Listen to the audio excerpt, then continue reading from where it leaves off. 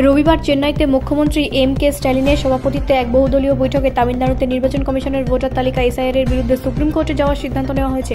সভায় অভিযোগ করা হয়েছে যে এই প্রক্রিয়াটি গণতন্ত্র বিরোধী এবং তামিলনাড়ুর জনগণের স্বার্থের বিরুদ্ধে, কারণ বিহারে এসআইআর মামলায় সুপ্রিম কোর্ট এখনও বিশেষ রায় দেয়নি। এসআইআর অগ্রহণযোগ্য এবং সর্বদলীয় বৈঠক নির্বাচন কমিশনকে এই প্রক্রিয়াটি পরিত্যাগ করার আহ্বান জানিয়েছে। ত্রুটিগুলি দূর করার পরেই এটি পরিচালনা করা উচিত। এটি সুপ্রিম কোর্টের নির্দেশিকা অনুসারে এবং 2026 সালের রাজ্য বিধানসভা নির্বাচনের পরে পর্যাপ্ত সময়ের মধ্যে স্বচ্ছভাবে পরিচালনা করা উচিত। সভায় গৃহীত একটি প্রস্তাবে বলা হয়েছে, প্রাক্তন মুখ্যমন্ত্রী এডাপ্পাদিকে পলানিস্বামীর নেতৃত্বের প্রধান বিরোধী দল এআইএডিএমকে সভাটি বয়কট করেছে ও পন্নিরসেলভামের নেতৃত্বাধীন দল অভিনেতা বিজয় নেতৃত্বাধীন তামিলাগা ভেট্রি কাগজম, ডক্টর রামদোস এবং তার ছেলে আনবুমনি রামদোসের নেতৃত্বাধীন পাত্তালি মাক্কাল কাচ্চি এবং তার সীমানের নাম তামিঝর কাচ্চিও দূরে ছিলেন।